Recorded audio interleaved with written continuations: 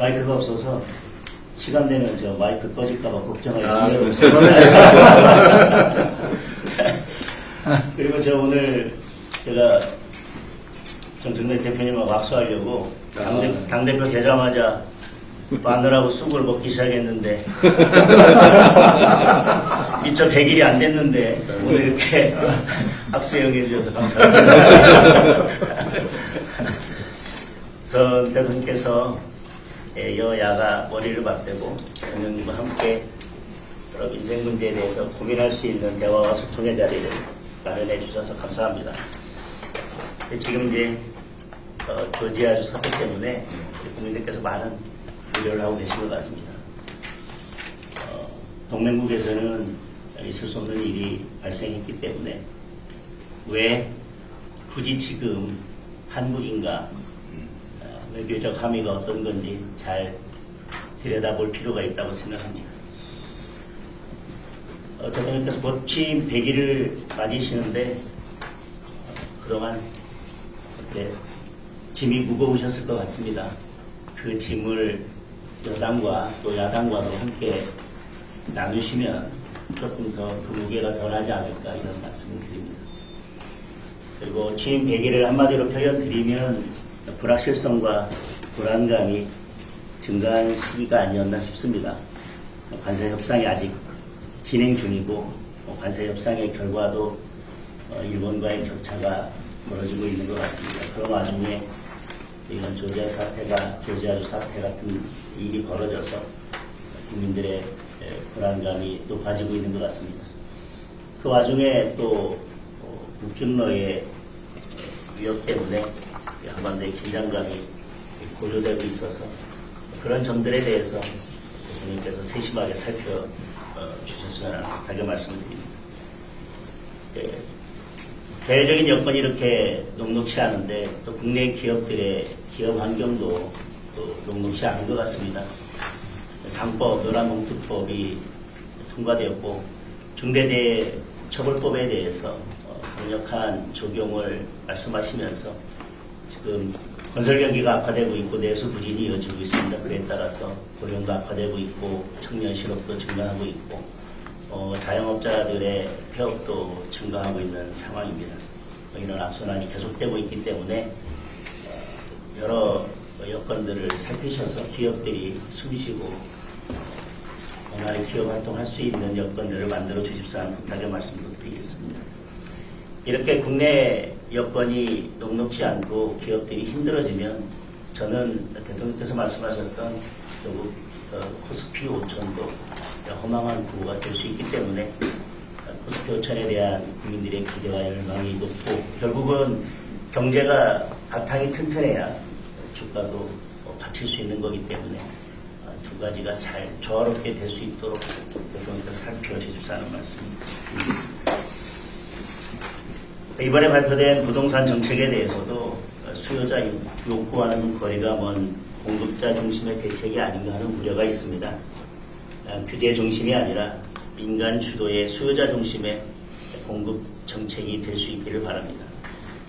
이번 부동산 정책을 이렇게 표현하는 국민들이 있더라고요. 소비자는 최신형 핸드폰을 갖고 싶은데 공중전화를 계속 늘리면 수요자의 수요와 맞지 않다. 그래서 그런 점들도 잘 살펴주십사는 말씀을 드립니다.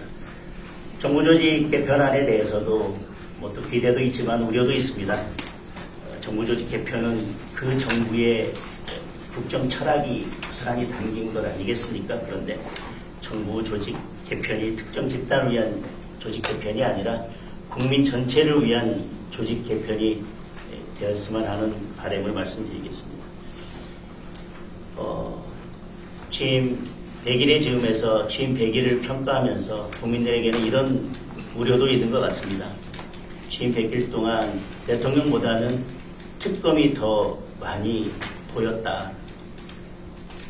국회도 야당은 없고 여당 더불어민주당 한 당만 보였다. 이런 우려들이 있는 것 같습니다.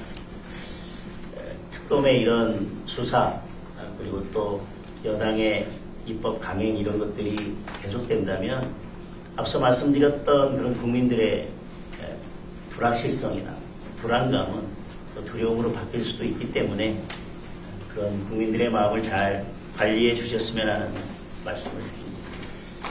저는 이 지점에서 우리 대통령께서 큰 역할을 해 주셨으면 하는 바람입니다. 지금 대통령의 역할이 필요한 시기인 것 같습니다. 만약에 특검이 계속 이렇게 야당을 탄압하고 국회가 정상적으로 돌아가는 것을 막는다면 결국 특검이 겨냥하는 것은 야당이 아니라 국민이고 민생일 수밖에 없다.